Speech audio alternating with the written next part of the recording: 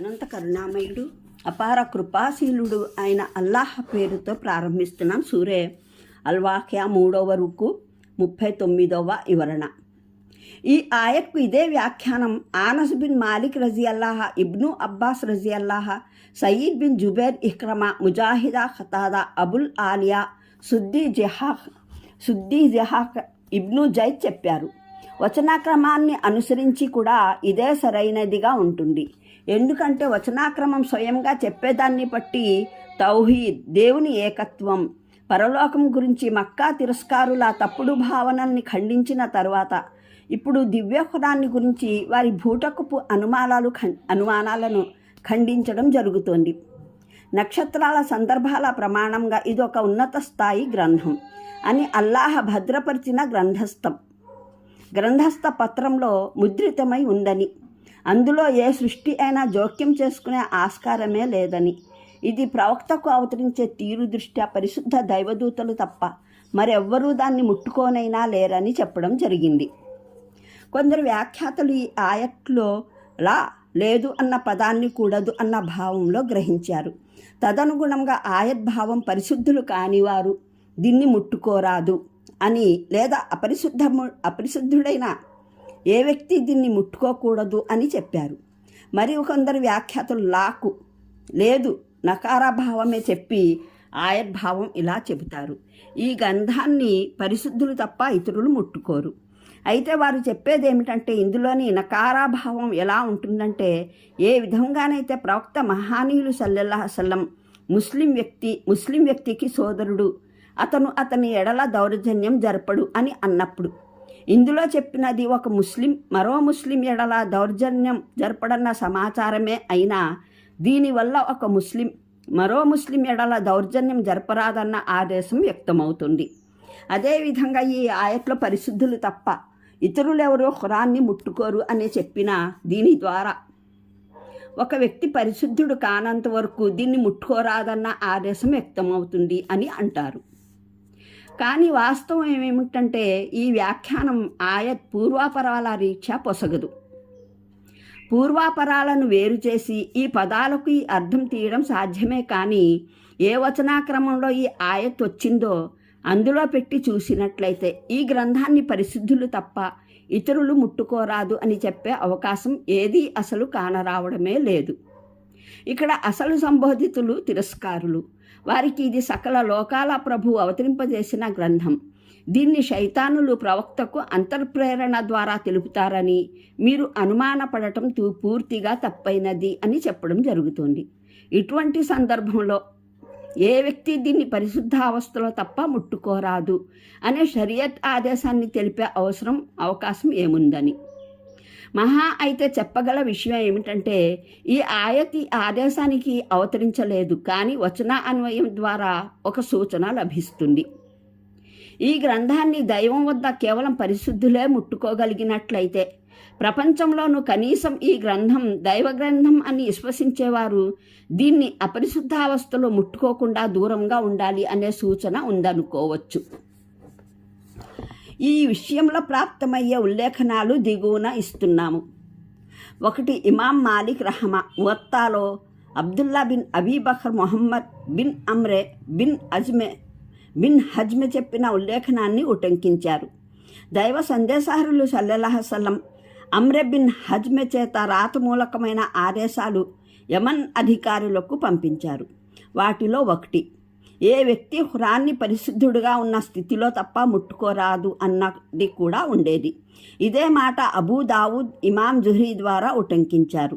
అయినా Abu Bakr Mohammed bin Amr bin హజ్మె వద్ద చూసిన ప్రవక్త మహానీయుల రాత మూలకమైన ఆదేశాలలో ఈ ఆదేశము ఉండేదని ఉటంకించారు.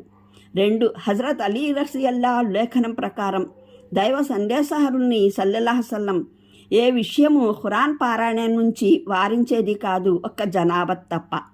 అబూ దావుద్, నసాయి, తిర్మిజీ. 3. ఇబ్ను ఉమర్ ఉల్లేఖనంలో ఆయన ఇలా తెలిపారు: దైవ సందేశహరులు సెలవిచ్చారు, ఋతుస్రావమున్న స్త్రీ జనాబత్కు లోనైన వారు ఖురాన్లోని ఏ భాగము పఠించరాదు. అబూ దావుద్, తిర్మిజీ. బుఖారీ ఉల్లేఖనంలో ఇలా ఉంది: దైవ సందేశహరులు సల్లల్లాహు అలైహి వసల్లం రోము చక్రవర్తి హిరక్లకు రాసిన పత్రంలో ఖురాన్లోని ఈ ఆయత్ గ్రంథవహులారా రండి, మీకు మాకు మధ్యన సమానంగా వర్తించే ఒక వచనం వైపునకు కూడా రాయబడి ఉంది. ప్రవక్త సహచరులు రజియల్లాహ్ వారి అనుచరులు ఈ విషయంలో అనుసరించినట్లు ఉటంకించబడిన పంథాలు ఇలా ఉన్నాయి. హజరత్ సల్మాన్ ఫార్సీ రజియల్లాహ్ ఉజూ లేకుండా ఖురాన్ పఠించడంలో తప్పు లేదని భావించేవారు. అయితే ఆయన దృష్టిలో అటువంటి పరిస్థితిలో ఖురాన్ని ముట్టుకోవడం ధర్మసమ్మతం కాదు. ఇదే పంథా హజరత్ సాద్ బిన్ అబీ వక్కాస్, హజరత్ అబ్దుల్లా బిన్ ఉమర్ రజియల్లాహ్ కూడా అనుసరించేవారు. హజరత్ హసన్ బస్రీ, ఇబ్రాహిం నఖీ కూడా ఉజూ లేకుండా దివ్య గ్రంథాన్ని ముట్టుకోవడం మక్రూహగా భావించేవారు. అహకముల్ ఖురాన్ జస్సాస్, అతా, తావూస్, షాబీ, ఖాసిం బిన్ మొహమ్మద్ ద్వారా కూడా ఇదే విషయం ఉటంకించబడింది. అల్ ముగ్ని, ఇబ్బు ఖుదామా అయితే వీరందరి దృష్టిలో ఖురాన్ని ముట్టుకోకుండా అందులో చూస్తూ చదవడం లేదా దాన్ని స్మరణ ద్వారా పఠించడం ఉజూ లేకుండా అయినా ధర్మసమ్మతమే. జనాబత్, ఋతుస్రావం, ప్రసవస్రావం స్థితిలో ఖురాన్ చదవడం హజరత్ ఉమర్, హజరత్ అలీ రజియల్లాహ్, హజరత్ హసన్ బస్రీ, హజరత్ ఇబ్రాహిం నఖయి, ఇమాం జుహరీ రహమ దృష్టిలో మక్రూహగా పరిగణించబడేది. కానీ ఇబ్ను అబ్బాస్ రజియల్లా అభిప్రాయము, ఆయన ఆచరణ కూడా ఏమిటంటే ఖురాన్లో ఏ భాగమైతే మనిషి సర్వసాధారణంగా చదువుతూ ఉంటాడో దాన్ని అతను తన స్మరణ ద్వారా చదవవచ్చు. హజరత్ సయీద్ బిన్ అల్ ముసయ్యబ్, సయీద్ బిన్ జుబైర్ని ఈ విషయాన్ని అడిగినప్పుడు వీరు ఖురాన్ మీ సంస్మరణలో భద్రంగా లేదా, మరి దాన్ని పఠించడంలో తప్పేమిటి అని అన్నారు. అల్ ముగ్ని, అల్ ముహల్లా, ఇబ్ను హజ్మే. ధర్మశాస్త్రవేత్తలు ఫుఖహా ఈ విషయంలో దిగువ పంథాలను అనుసరించారు. హన్ఫీ పంథాను ఇమాం అలా ఉద్దీన్ ఖాషాని బదాయిస్తనాయిలో ఇలా వివరించారు. ఏ విధంగానైతే ఉజూ లేకుండా నమాజ్ చేయడం ధర్మసమ్మతం కాదో అదే విధంగా దివ్య ఖురాన్ని ముట్టుకోవడం కూడా ధర్మసమ్మతం కాదు. అయితే అది గలేబు లోపల ఉన్నట్లయితే దాన్ని ముట్టుకోవచ్చు. గలేబు అంటే కొందరు ఫుఖహా ధర్మవేత్తల దృష్టిలో బైండింగు, మరికొందరి దృష్టిలో ఖురాన్ని భద్రపరుచుకొని అందులోంచి తీసుకునే సంచి, కవరు లేదా జుజ్దాన్. అదేవిధంగా వ్యాఖ్యాన గ్రంథాలను సైతం ఉజూ లేకుండా ముట్టుకోరాదు.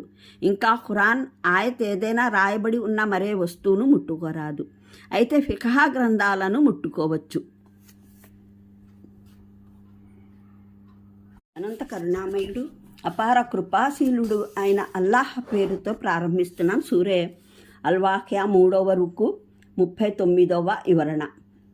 ఈ ఆయత్కు ఇదే వ్యాఖ్యానం ఆనస్ బిన్ మాలిక్ రజియల్లాహ్, ఇబ్ను అబ్బాస్ రజియల్లాహ్, సయీద్ బిన్ జుబైర్, ఇక్రమా, ముజాహిదా, Qatada, Abul Aliya, Suddi Zahhak, Ibn Zaid చెప్పారు.